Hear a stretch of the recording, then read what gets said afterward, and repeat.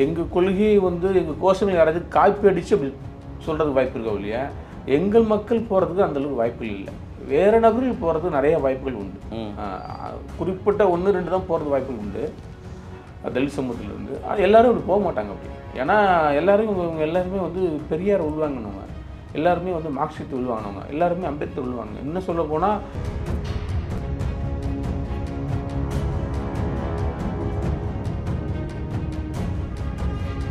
இன்றைக்கி இந்த பிரச்சாரம் இவங்க தான் சூப்பராக பண்ணியிருக்காங்கன்னா அப்படி எந்த கட்சியை சொல்லுவீங்க? உதயநிதி அண்ணனா இருக்கட்டும், அவருக்கு பிரச்சாரம் மாதிரி பண்ணால் கூட அவங்க திராவிட மன்றத்தில் ஃபுல்லாக கூடிடுறாங்க. ஆனால் தளபதியார்கள் வந்தால் கூட அவங்க இருக்கிற எல்லோரும் வந்துடுறாங்க. அதேமாதிரி எங்கள் தலைவர் வந்தால் கூட ஒரு பாசிச பாஜகவை ஆதரித்து பாசிசத்தோடு பயணித்த பிரேமலதாவுக்கு வந்த உடனே கூட்டணியில் ஒரு பெரிய ஒரு மரியாதை 10 தூக்கி அவங்க கேட்க கூட இல்லை, 10 தூக்கி அழுக்கா அப்படி கொடுத்துட்டு ஒரு எம்பி பதவியும் கொடுத்துட்டு அதுன்னு அழகாக ஒரு கூட்டணிக்குள்ள ஒரு சலசலப்பை உண்டு பண்ணாங்க. அது அதிருப்தி இல்லைன்னு சொல்றது வந்து ஏற்கத்தக்கதா இருக்கா? இல்லை, அந்த அதிருப்தியா இருக்கிறாங்களே வெளியே காட்டிக்கலையோ இல்லைங்க. அதிருப்தி இருக்கிறாங்களே இல்லையாங்கிறது திமுக தான் உணரணும், திமுக தலைமை உணரணும்.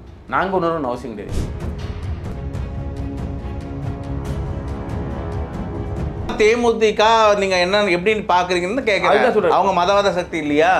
இல்லை, எல்லாரும் இப்போ எங்கள் கட்சியிலே எல்லாமே இந்துக்கள் தான். இப்போ நானே இந்துக்கள் தான். இது இந்துக்களோ? அது அப்போ பாமகவில் இந்துக்கள் தானே? ஆமாண்ணே. அவங்க இல்லை, அவங்க வந்து சாதியத்தை கையில் எடுக்கிறாங்க. தேமுதிக சாதியத்தை கையில் எடுக்கல.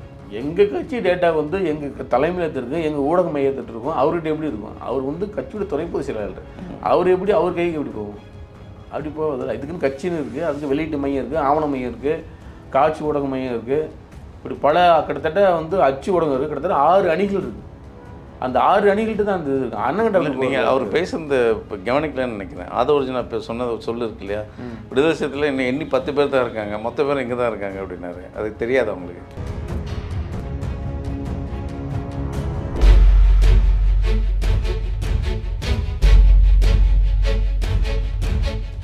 நேயர்களுக்கு வணக்கம். இன்று நம்மோடு அரசியல் பேச இணைந்திருக்கும் விருந்தினர் தொழிலாளர் விடுதலை முன்னணியின் மாநில செயலாளர் திரு இசையமுதன். வணக்கம். வணக்கம். இன்றோட பிரச்சாரமெல்லாம் முடிஞ்சிடுச்சு. ஆமாண்ணே. ரொம்ப டயர்டாக இருப்பீங்க கட்சி வேலைகளை பார்த்துட்டு. ஆமாம். எப்படி போச்சு பிரச்சாரங்கள்? தேர்தல் பிரச்சாரங்கிறது வந்து எங்கள் கட்சிக்கும் சரி, தோழமை கட்சிக்கும் சரி, இது ஒரு பழகி போன ஒரு செய்தி தான். ஏன்னா நாங்கள் காலங்காலமாக அடிமைப்பட்டு கிடந்தோம். புதுசாக ஒரு தேர்தல் நாங்கள் 99லேருந்து தேர்தல் பழகி மூப்பனார் காலத்துலேருந்து இன்றைக்கி தளபதி ஸ்டாலின் ஒரு காலத்துலேருந்து நாங்கள் வந்து தேர்தல் பார்த்துட்டு தான் இருக்கிறோம். அதனால் எங்கள்கிட்ட வந்து தேர்தல் வேலைங்கிறது எங்களுக்கு ஒரு பழமையான செய்தி தான்.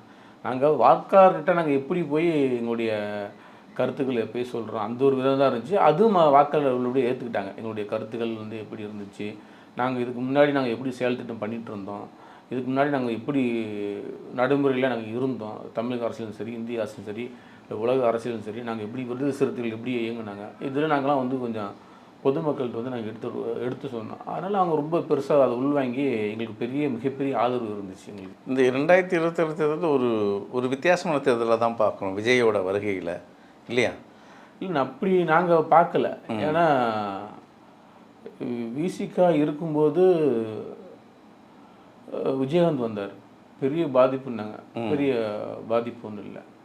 அதன் பிறகு நடிகர் சரத்குமார் கட்சி ஆரம்பித்தார், பெரிய பாதிப்புன்னாங்க. பெரிய பாதிப்பு இல்லை. அதன் பிறகு இப்போ விஜய் ஆரம்பிச்சிருக்காரு, பாதிப்புன்னு சொல்கிறாங்க. எங்களுக்கு பாதிப்பு இல்லை. ஆனால் அது ஒரு மாய தோற்றம் தான். அது வந்து ஊடகங்கள் வந்து பரவுகிற செய்தி, அந்த அவங்க அந்த கூட்டத்தை தான் அப்படி காட்டுறாங்க. இல்லை, தலித் ஓட்டுக்களை தான் விஜய் எடுத்துட்டு அந்த குற்றச்சாட்டு இருக்கு இல்லையா? திராவிட முன்னேற்ற கழகத்துலேயும் சரி தலித் ஓட்டில் தான் சொல்லுவாங்க. நீங்கள் அதிமுக பார்த்தினா தலித் ஓட்டில் தான் சொல்லுவாங்க. யாரை கேட்டாலும் அவங்க வந்து பறைகள் விட்டு தான் சொல்லுவாங்க, வேறு யாரும் சொல்ல முடியாது. ஏன்னா மற்ற யாரையும் சொன்னால் அவங்க போய் எதிர்த்து கேள்வி கேட்பான், பிரச்சனை பண்ணுவான்.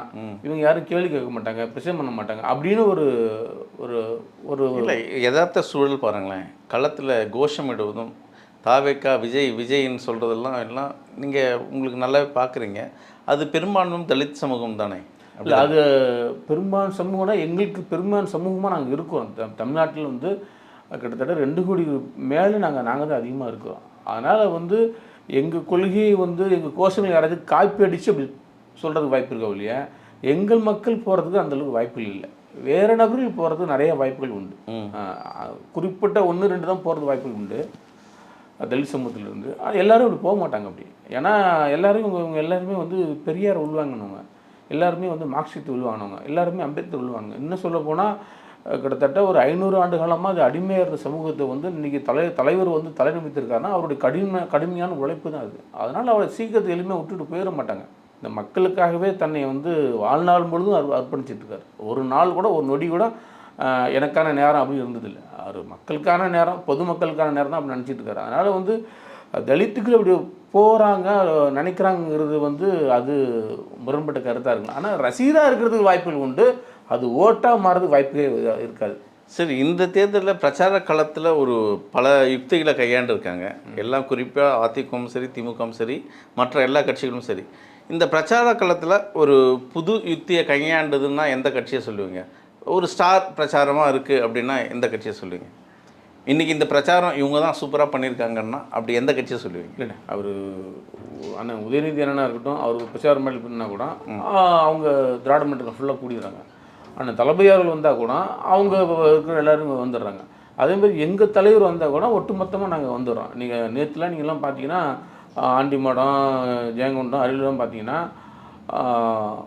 கட்டுக்கடங்காத கூட்டம். கிட்டத்தட்ட ஒரு 5-6 கிலோமீட்டருக்கு வந்து அவ்வளோ பெரிய கூட்டம், நிற்கவே நேரம் இல்லை.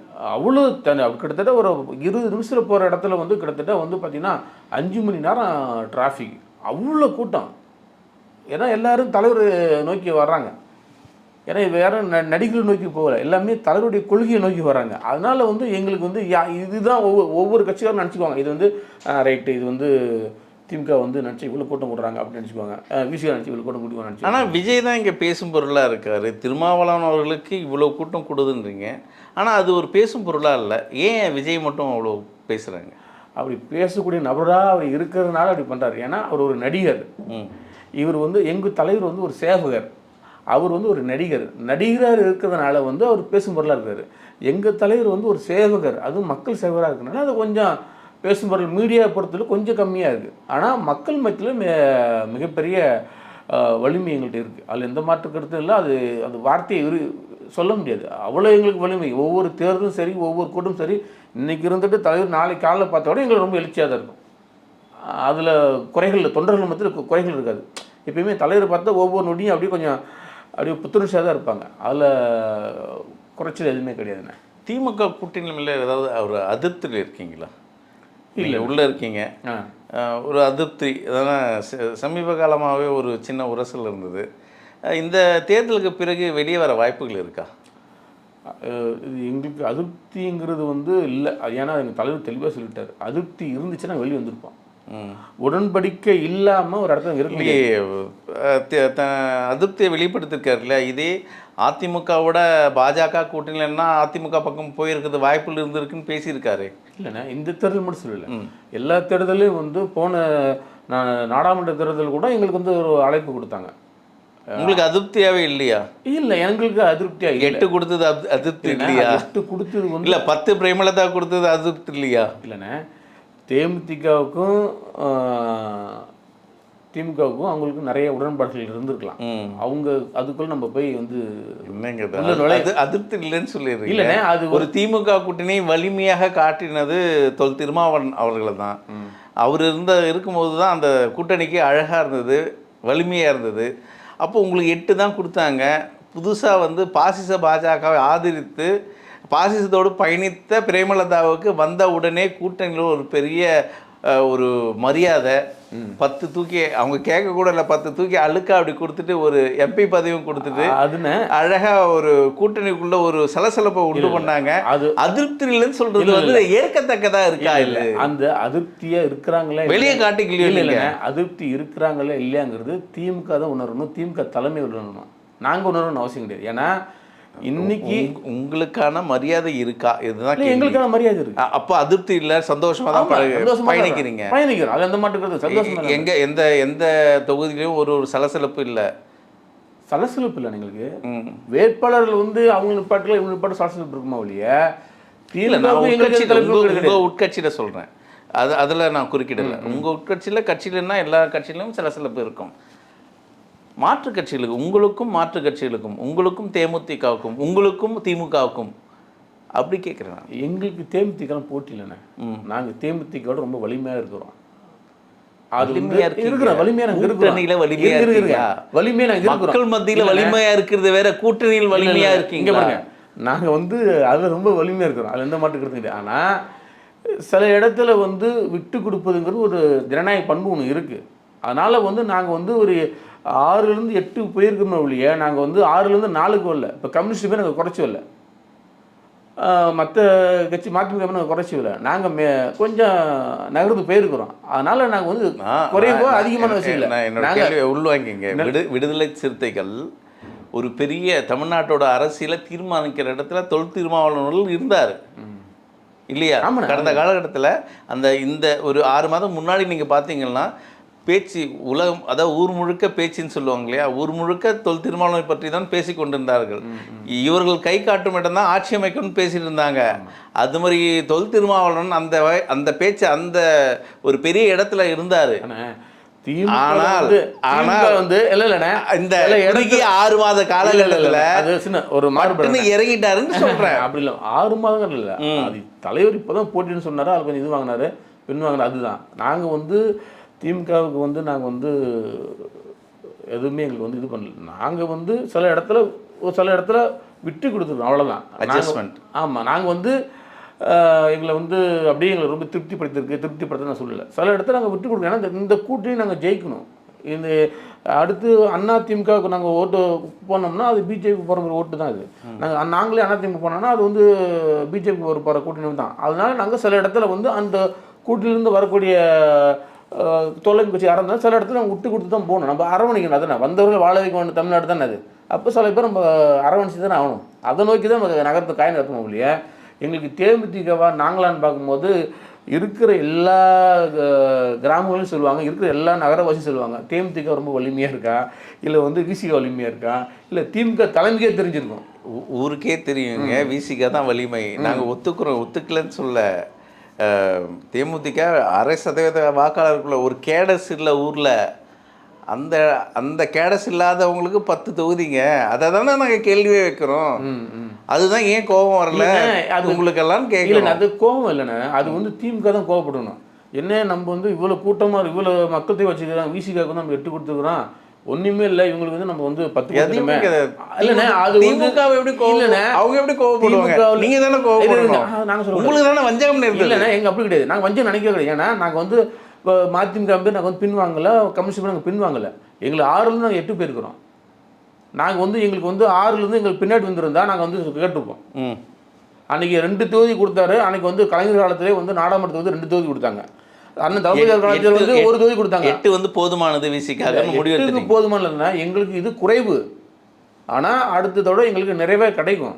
அதனால் வந்து இந்த முடிவு யார் எடுக்கணும்னா திமுக தான் யோசிக்கணும். நம்ம எந்த விசிகாவுக்கு இவ்வளோ வலிமையாக இருக்கிறாங்களே, இவங்களுக்கு நம்ம 8 கொடுத்துட்டோமே, தேமுதிகவுக்கு இந்த வாய்ப்பு மேலே நம்ம இவங்களுக்கு 10 கொடுத்துட்டோமே, அது திமுக இருக்கக்கூடிய 2ஆம் கட்ட தலைவராக இருக்கட்டும், இல்லை மாவட்ட செயலாளராக இருக்கட்டும், இல்லை வந்து ஒன்றிய செயலாளராக இருக்கட்டும், அவங்க பேசக்கூடிய செய்தி நம்ம தலைமை சரியாக எடுத்துச்சா சரியாக எடுக்கலையா அப்படின்னு திமுக தான் யோசிக்கணும். சரி, உங்களோட விடுதலை சிறுத்தையோட கொள்கை கோட்பாடு சாதிவாத மதவாதங்களோடு கூட்டணி வைக்கவங்களோடு சமரசம் இல்லாமல் கூட்டணி கிடையாது, பேச்சுவார்த்தையே கிடையாது, அந்த சமரசத்துக்கே இடம் கிடையாது. ஆணித்தனமாக உங்கள் தலைவர் தொல் திருமாவளவர்களை ஒரு பேசுவார். இன்னைக்கு தேமுதிகவை நீங்கள் எப்படி பார்க்குறீங்க? தேமுதிக வந்து நாங்கள் எப்படி பார்க்குறோம்னா அவங்க எங்கள் கூட்டணி இல்லை. அது முதல்ல நான் சொல்லிடுறேன். நான் ஒரு தகவல் சொல்லிடுறேன். இல்லை பாமக திமுக கூட கூட்டணி வைத்தால் தார்மீகமாக நான் வெளியேறுவேன் என்று தொல் திருமாவளவன் சொல்லியிருக்காரு. எங்களுக்கு அதே தான் தேமுதிக நீங்கள் என்ன எப்படின்னு பார்க்குறீங்கன்னு கேட்குறேன். அவங்க மதவாத சக்தி இல்லையா? இல்லை, எல்லாரும் இப்போ எங்கள் கட்சியிலே எல்லாமே இந்துக்கள் தான். இப்போ நானே இந்துக்கள் தான். இது இந்துக்களோ? அப்போ பாமகவில் இந்துக்கள் தானே? ஆமாண்ணே. அவங்க இல்லை, அவங்க வந்து சாதியத்தை கையில் எடுக்கிறாங்க. தேமுதிக சாதியத்தை கையில் எடுக்கல. தேமுதிக சாதியத்தை கையில் எடுக்கல. பாஜக சாதியை கையில் எடுக்கிறாங்க. ஆமாம், சாதியை கையில் எடுக்கிறாங்க, மதவாதத்தை கையில் எடுக்கிறாங்க, எல்லாமே கையில் எடுக்கிறாங்க. எதை அவங்க கையில் எடுக்கும் எல்லாத்தையும் கையில் எடுக்கிறாங்க. எந்த அளவுக்கு மக்கள்கிட்ட வந்து வேற்றுமை உருவாக்க முடியுமோ அந்த வேற்றுமை. தேமுதிக சாதியவாதி கிடையாது, மதவாதம் கிடையாது. இல்லை, அது மதவாதிங்கிற போது நான் தேமுதிகவில் வந்து ஒரு அங்கத்தினா இருந்தேன்னா கண்டிப்பாக நான் சொல்லுவேன். நான் அதில் நான் உறுப்பினராக இருந்தால் கண்டிப்பாக சொல்லிடுவேன், இது மதவாதி கட்சி, இல்லை வந்து இது வந்து வேறு ஏதோ ஒரு பிரிவினைவாத கட்சி நான் சொல்ல முடியும். நான் அது தேமுதிக நான் பொருட்டாகவே எடுத்துக்கல. நான் தனிப்பட்டவும் நான் எடுத்துக்கல, எங்கள் கட்சி தலைமை எடுத்துக்குது, நான் எடுத்துக்கல. ஏன்னா எனக்கு தெரியும் தேமுதிக வலிமை இருக்கா வலிமை இல்லையாங்கிறது, நான் ஒரு சக மனிதனாக ஒரு வாக்காளர்னா எனக்கு தெரியும். அதனால் தேமுதிகவுக்கெல்லாம் நான் பதில் சொல்கிற அளவுக்கு வந்து பெரிய அவங்க ஒன்றும் ஒரு பெரிய சக்தியாக இல்லைன்னு நான் நினைக்கிறேன். அதனால் அவங்கள்ட்ட அது ஒரு பெரிய அதெல்லாம் கடந்து போகணும், அதுதான் நான் நினைக்கிறேன். இந்த தேர்தலில் ஐயா ராமதாஸ் திமுக கூட்டணி வர்றதுக்கு விடுதலை சிறுத்தைகள் தடங்களாக இருந்ததா? இல்லைண்ணா, நாங்கள் தடங்களாக இருந்தாமல் இல்லையாங்கிறது அது வந்து சரியாக நான் அது சொல்ல முடியாது. ஆனால் அவரால் வந்து இந்த சமூகத்தில் பல பேர் பாதிக்கப்பட்டிருக்காங்க. இந்த தேர்தலில் வந்து அவர் உள்ளே வர முடியாமல் இருந்திருக்கலாம். ஆனால் ஐயா ராமதாஸ் அவர்களால் இந்த சமூகத்துக்கு பல பேர் பாதிப்பு பண்ணியிருக்காங்க. அதேமாரி அவ்வளோ பொது சொத்துக்களை ஏற்படுத்தியிருக்காங்க. எங்கள் சமூகமே வேண்டான்னு சொல்லி எல்லா சமூகத்தையும் ஒன்றிணைத்து அவர் வந்து ஒரு இயக்கமே நடத்தினார். அப்போ ஒரு சமூகத்தை ஒதுக்கி ஒருத்தர் இயக்கம் நடத்துகிறாரு, ஒரு சமூகத்தை ஒதுக்கி ஒருத்தர் வந்து மதவெறியை தூண்டுறாரு, ஒரு சமூகத்தை ஒதுக்கி ஒரு சாதி வெறியை தூண்டுறாரு, ஒரு சமூகத்தை ஒதுக்கி இவனெல்லாம் நம்ம வேண்டாம் அப்படின்னு ஒரு பிரிவினைவாதி தூண்டுறாரு. நம்ம எப்படி அவருக்கு ஒரு அங்கீகாரம் கொடுக்க முடியும்? இன்றைக்கி வந்து அவருடைய மனையிலிருந்து நான் பார்க்கும்போது எனக்கு ரொம்ப வருத்தமாக தான் இருக்கு. ஆனால் அந்த பக்கம் பாசமழை பொழிகிறாங்களே, அன்புமணி மேடைக்கு மேடை என் அண்ணன் திருமாவளவனை என்னிடம் இருந்து பிரித்ததே திமுக தான் அப்படின்ற ஒரு குரல் வருது. அவருக்கு என்ன கவலை இருக்குது? அவர் எல்லாத்தையும் சொல்லிட்டு தான் இருப்பார். ஏன்னா அவருக்கு திடீர்னு வந்து அந்த பக்கம் போனாலும் அவருக்கு எங்கெங்கே வாய்ப்பு கிடைக்கும் அந்த பக்கம் பேசுவார். இல்லை, இந்த தேர்தலில் எந்த குறையும் சொல்ல, விடுதலை சிறுத்தைகளை பற்றி எந்த குறையும் சொல்ல முடியாது. திருமாவளவன் அவர்களே எங்களை 2 பேரையும் பிரித்ததே திமுக தான் அப்படின்னு வந்து அப்படிலாம் கிடையாது. அது வந்து மக்களுக்கு தெரியும். பாமகவுக்கும் எங்களுக்கும் எதனால் வந்து விரிசல் ஏற்பட்டது அப்படின்னு மக்களுக்கு தெரியும். திமுகவுக்கு தெரியுமா தெரியாது எனக்கு தெரியாது, மக்களுக்கு தெரியும். ஏங்க ஒரு காலகட்டத்தில் அதே மக்கள் பார்த்தாங்களே, ஒரே கொடிக்கம்பத்தில் விடுதலை சிறுத்தைகள் கொடியும் பறந்தது, பாமக கொடியும் பறந்த காலம்லாம் இருக்குல்ல. இல்லைன்னு சொல்லலை, அதே காலகட்டத்தில் எவ்வளோ உயிரெலாம் எடுத்துருக்காங்களே, இல்லாமல் இல்லை. எவ்வளோ சேதம். ஒருத்தவங்க ஒரு வேட்டி சட்டை கட்டிட்டு போக முடியாது. ஒரு நல்ல வெள்ளை சட்டை வெள்ளைட்டு கட்டு போனால் அந்த இடத்த டேமேஜ் பண்ணுவாங்க. ஏதாவது ஒரு பைக்கில் போனாங்கன்னா டேமேஜ் பண்ணுவாங்க, ஒரு காரில் போனால் டேமேஜ் பண்ணுவாங்க, தனியாக போனால் கற்றுவாங்க. இவ்வளோ பிரச்சனை நான் வந்து ஒவ்வொரு கிராமத்துக்கும் நடந்துகிட்டு தானே இருக்குது. இதை தாண்டி தான் நாங்கள் அரசியல் பண்ணோம். ஆனால் அது பிறகு இணக்கமாக இருப்பாங்கன்னு பார்த்தா அதன் பிறகு அவங்க இணக்கமாக இல்லை. ஏன்னா அவங்க கட்சி தேய்மனை நோக்கி போயிட்டு இருந்துச்சு, நாங்கள் வளர்ச்சி நோக்கி வந்துட்டு இருந்தோம். நாங்களும் அவர் சேர்ந்து ஒரு இடைத்தேர்தலை சந்திச்சாங்க, ஒரே தேர்தலில் ஒரு பொது தேர்தல் சந்திச்சாங்க, சட்டமன்ற தேர்தலில் சந்திச்சாங்க. அந்த தேர்தல் இருக்கும்போது எங்கள் வாக்கு அவங்களுக்கு போணுச்சு, ஆனால் அவங்க வாக்கு எங்களுக்கு வந்துச்சு. ஆனால் அவங்களுக்கு வந்து ரொம்ப கட்சி ரொம்ப டவுன் ஆயிடுச்சு. ஏன்னா அவங்க சாதியத்தை பேசி பேசி பேசி தான் அவங்க வந்து கட்சி வளர்த்தாங்க. நாங்கள் வந்து மக்கள் பண்ணி பேசி பேசி தான் நாங்கள் கட்சி வளர்த்தோம்.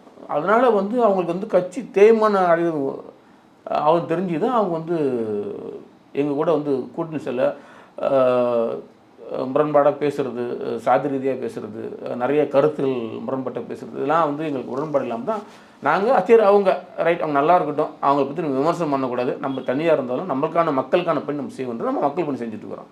அதனால் நாங்கள் வந்து பாமக நாங்கள் ஒரு பேசும்போதெல்லாம் நாங்கள் எடுத்துக்கல, மக்கள் பணியை தான் நாங்கள் எடுத்துக்கிறோம். அந்த அடிப்படையில் நாங்கள் ஒவ்வொரு தேர்தலும் நோக்கி நகர்ந்துட்டு. நாம் தமிழர் கட்சி இன்றைக்கி தனித்தனுவம் அந்த இடத்துல நிற்கிறாங்க. கடந்த காலம் கிட்டத்தட்ட 4 தேர்தலும் தனியாகவே சந்திக்கிறாங்க. அவங்களுக்குன்னு ஒரு குறிப்பிட்ட வாக்கு வங்கி வச்சுருக்காங்க. பெரும்பாலான சமூகம் தமிழ்நாட்டில் கன்னியாகுமரி முதல் கும்படிப்பூண்டி வரை பெரும்பான்மை சமூகம்னா அது பறையர் சமூகம், தலித் சமூகம் இல்லைங்களா? அதிகமான ஒரு மெஜாரிட்டி உள்ள ஒரு சமூகம் அப்படி எடுத்துக்கலாமா? உங்களுக்குன்னு இருக்கு இல்லையா? ஏன் நீங்கள் தனியாக நிற்க முயற்சிக்கல? யாருக்குண்ணே? விடுதலை சிறுத்தைகள். இல்லைண்ணே, நாங்கள் எப்பயுமே நாம் தமிழருங்கிறது வந்து அந்த கட்சியில் வந்து எத்தனை சமூக வாக்குகள் இருக்குன்னு நம்ம யோசிக்கணும். எத்தனை வாக்குகள் நம்ம யோசிக்கக்கூடாது, எத்தனை சமூக வாக்குகள் இருக்குன்னு நம்ம யோசிக்கணும். ஆனால் எங்கள் கட்சியில் வந்து இப்போ தான் சாதி ஒழிப்பு மக்களோட பேசிட்டு இருக்கிறோம். இப்போ தான் எங்கள் கட்சியில் உடையார் வந்து சேர்றாங்க, இப்போ தான் முதலியார் வந்து சேர்றாங்க, இப்போ தான் ரெட்டியார் வந்து சேர்றாங்க, இப்போ தான் வந்து வன்னியர் வந்து சேர்றாங்க, இப்போ தான் வந்து பிராமணர்களும் எங்கள் கட்சி வந்து சேர்றாங்க. ஆனால் நாம் தமிழங்கிறது வந்து 234 தொகுதியில் இருந்தாலும் ஏதாச்சும் 1-2 கலந்து தான் இருப்பாங்க. இப்போ நாம் தமிழில் போய் பாருங்கள், அதிகமாக பறைகள் ரொம்ப இருக்க மாட்டாங்க. ஆனால் வேறு இடைப்பட்ட சாதிகள் நிறைய பேர் இருப்பாங்க, நாடாளர்கள் இருப்பாங்க, தேவர்கள் இருப்பாங்க, வேறு இப்போ யார் எந்தெந்த சமூகத்தை சார்ந்தும் இருக்காங்களோ அந்த சமூக சார்ந்தும் அப்படி இருப்பாங்க. ஆனால் எங்கள் சமூகம் வந்து தமிழ்நாடு முழுக்க இருந்தால் கூட நாங்கள் வந்து இப்போ தான் சாதி ஒழிப்பு நாங்கள் வந்து 25 வருஷமாக நாங்கள் சாதி ஒழிப்பை பற்றி பேசிகிட்டு இருக்கனால இப்போ தான் எங்கள் இடைப்பட்ட நபர் வந்துட்டு இருக்காங்க. ஆனால் கண்டிப்பாக நாங்களும் 234 தொகுதியிலும் போட்டிடுவோம். விடுதலை சிறுத்தைகள் ஒரு ஒரு தனி சாதி கட்சியாக தானே பார்க்குறாங்க மக்கள். அது பார்க்குற பார்வை ஒன்று இருக்குண்ணே, பார்க்குற பார்வை ஒன்று இருக்குது. இப்போ போன தேர்தல் நீங்கள் பார்த்தீங்கன்னா எஸ்எஸ் பாலாஜின்னு இருக்கார், அவர் வந்து ஒரு வன்னிய சமூகம் சார்ந்தவர் தான். அப்புறம் இந்த தேர்தலில் பாருங்கள் அப்துல் ரஹ்மானுக்கு வந்து ஒரு ஒரு சிறுபான்மையினர் அதேமாரி ஷானவாஸ் கொடுத்துருங்க. ஒவ்வொரு தேர்தலுக்கும் எங்களால் எந்த அளவுக்கு நாங்கள் சீட்டு வாங்குறோமோ அந்த அளவுக்கு வந்து நாங்கள் சாதி மறுப்பு எந்த அளவுக்கு பேசுகிறோமோ குறைந்தது நாங்கள் 4 சீட்டு வாங்கினாலும் 2 சீட்டு நாங்கள் கொடுத்துறோம், இல்லை 6 சீட்டு வாங்கினாலும் அதில் நாங்கள் 2 சீட்டு கொடுத்துறோம். இப்போயும் நாங்கள் 8 சீட்டு வாங்கினா அதுவும் நாங்கள் 2 சீட்டு நாங்கள் கொடுத்துருக்குறோம். இதை நம்ம மாற்றி மாற்றி கொடுத்துட்டு தான் நம்ம வரோம். நம்ம அந்த இலக்கு நோக்கி நகர்றது வந்து எளிது கிடையாது. இல்லை சாதி ஒழிப்புங்கிறது வந்து அவ்வளோ எளிதாக கடந்துவிட முடியாது. ஏன்னா பெரியார் இவ்வளோ தூரம் பேசி என்ன அதை பற்றி முடியல, அவருடைய வார்த்தைகள் வச்சு தான் நாங்கள் வந்து பொதுத்தளத்தில் பேசிகிட்டு இருக்கிறோம். அதனால் சாதி வந்து ஒரு சீக்கிரத்தை வந்து ஒழிக்க முடியாது. சாதி தேவை, அந்த சாதி வந்து சாதிக்கிறதுக்காக தேவை ஒழிய அந்த சாதி வச்சு அரசியல் பண்ணுறதுக்கோ லாபங்களை எடுக்கிறதுக்கோ அது வந்து முரண்பட்ட கருத்து தான், அதில் எந்த மாற்று கருத்தும் கிடையாது. அதனால் நாங்கள் சாதி ஒழிப்பு நகர்த்திட்டு தான் இருக்கிறோம். அதை நாங்கள் வென்று காட்டுவோம். நாங்கள் வென்றுட்டோம், அப்படி தான் சொன்னாங்க. மகளிர் ஏகப்பட்ட மகளிர் வராங்க, வன்னியர் முதலியார் பெண்கள் வராங்க, முதலியார் பெண்களும் வராங்க, எவ்வளோ பெண்கள் நம்ம இருக்காங்க, சிறுபான்மை சார்ந்த பெண்கள் வராங்க, நிறைய பேர் இருக்கிறாங்க. அதனால் நாங்கள் அதை நோக்கி நாங்கள் சாதி கட்சியை தாண்டி சாதி ஒழிப்பு மக்கள் விடுதலை தாண்டி அந்த சமூக அரசியல் நாங்கள் நடத்திட்டு இருக்கிறோம். அதனால் எங்களுக்கு கட்சி வந்து தலித் கட்சியாக பார்க்குறவங்களுக்கு வந்து அவங்க தலித் பார்வையாக பார்க்குறாங்கனால எங்களுக்கு அவங்களுக்கு அந்த எண்ணம் தோணுது. எங்களுக்கு பொது பார்வையை பார்த்துருந்தா அவங்களுக்கு அந்த எண்ணம் தோன்றாது. அதுதான் இந்த தீண்டாமைன்றது இன்னும் திமுகவிலே இருக்குது, உங்களை அந்த அளவுக்கு தான் வைக்கிறாங்க அப்படின்ற குற்றச்சாட்டு மக்கள் மத்தியில் பரவலாக பேசப்படுது. இல்லைண்ணே, இது பேச்சுவார்த்தை பண்ணும்போது ஏவாவேலுவாக இருக்கட்டும் மற்ற துரைமுகனாகட்டும் திருமாவளவனுக்கான அந்த மரியாதை கொடுக்கல அப்படின்ற ஒரு பேச்சு இங்கே அடிப்படை. பேச்சுவார்த்தை இருக்கும்போது நான் போயிருக்கிறேன். பேச்சுவார்த்தை இருக்கும்போது நான் வந்து அறைக்குள்ளே போகும்போது பார்த்துட்டு நான் வருவேன். அது எனக்கு தெரியும். கண்டிப்பாக இந்த தேர்தல் முடிஞ்சவுடனே கூட்டணியில் இல்லை மற்றவங்களுக்கு தெரியாது வந்துருவார் அப்படின்னு தான் பேசுகிறாங்க.